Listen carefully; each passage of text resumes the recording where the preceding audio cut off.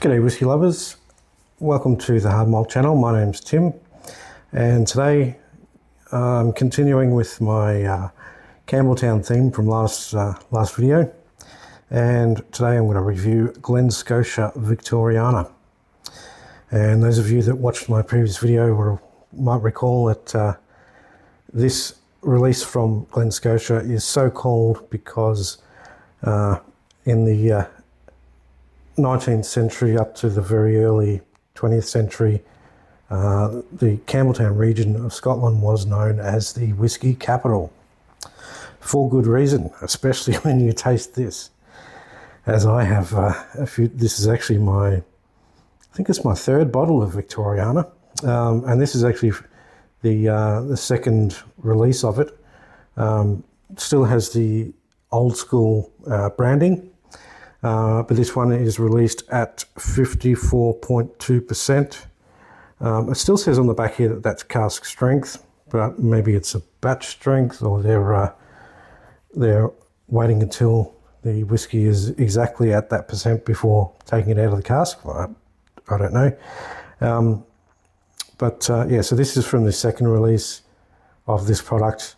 The original release was bottled at 51.5% ABV. And that was absolutely delicious. That got me hooked on Glen Scotia when I first tried that bottle. Delicious stuff. This stuff is just as delicious. It's a little bit higher strength. And then there's another release of this. Well, the most recent release has the new branding, as so my glass does. But it's still bottled at the 54.2%. So let's pop a bit of this into the glass here.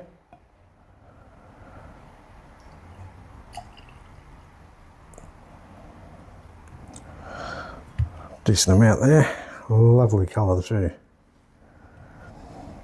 And what's better, it even says on the back of the bottle here, natural colour. Also says non-chill filtered, as it does on the front. So thank you very much, Glen Scotia. That's what we want. Non-chill filtered and natural colour. Now, this describes itself as being matured in primarily ex-bourbon barrels, heavily charred ex-bourbon barrels, as well as, I'm told, a little bit of PX could be in the mix as well. That's Pedro Ximénez sherry casks. So let's see. It's not super dark, but it's got a nice rich depth of colour.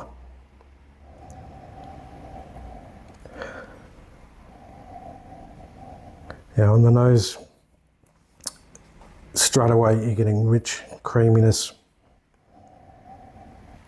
There's a darkness, or you can almost smell the char. It's not smoky per se, but you can smell the char, the heavy char of the barrels. Also at 54.2%, you can shove it right up your nose and you don't have any problem. There's some nice fruitiness coming through, I would say. There's a bit of candied orange, and there's also some raisins coming through. The raisins will be coming from that little bit of PX perhaps. The char probably adding to that character as well. But yeah, it smells rich. There's a bit of caramel, vanilla, like rich, dark sort of caramel. Again, the char is just helping there, and you can almost swear you're getting a whiff of smoke, but there's no real smoke in it. It's just that real heavy char that's coming through. It's just delicious on the nose. It has a real complexity on the nose that you could just sit with for hours.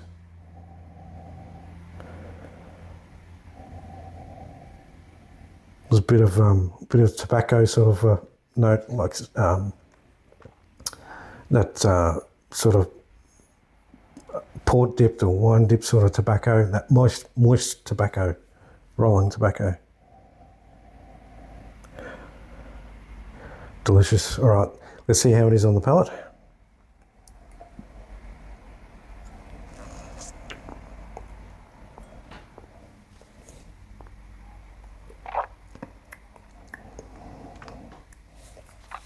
It's very creamy on the palate.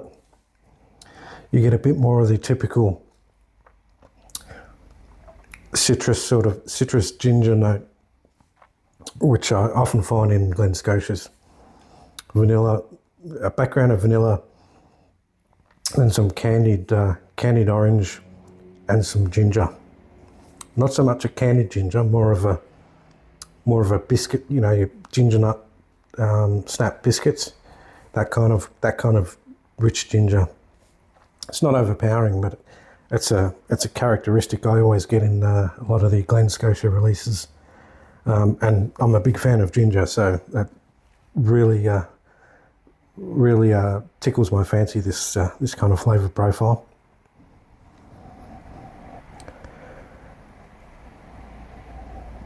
You're getting hints of a saltiness, like a maritime sort of sea breeze. Not as much as you'll get in some Islay sort of whiskies, or even some of the Springbank whiskies. Probably tend to have a little bit more of that, and obviously a little bit more funkiness. You don't quite get as much of this Campbelltown funk in Glen Scotia's as compared to the likes of Springbank and Longrey, for example, in the previous video. But there is a little bit there. It's just that I would almost say there's just a tiny hint of a engine oil type scent or note. Not so much that it tastes like engine oil. There's a note that's reminiscent of that in the air. Another go on the palate.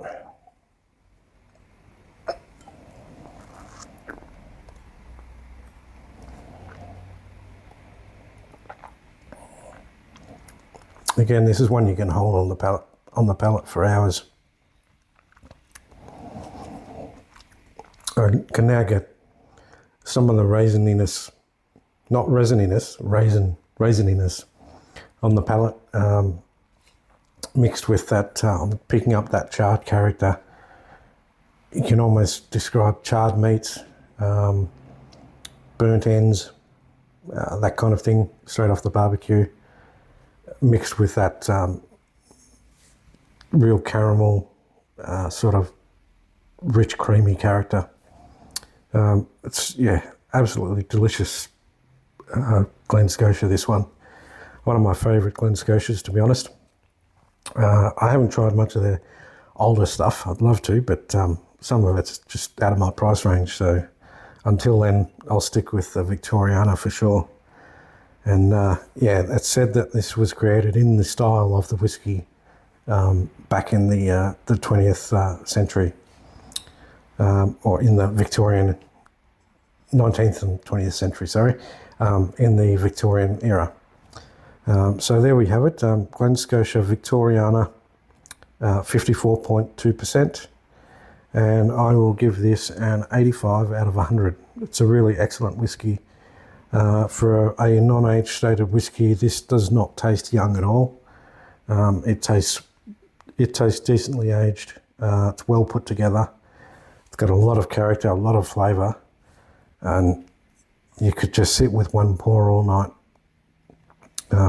Absolutely delicious whiskey. So 85 out of 100, and until the next video, guys, Slán de bhar.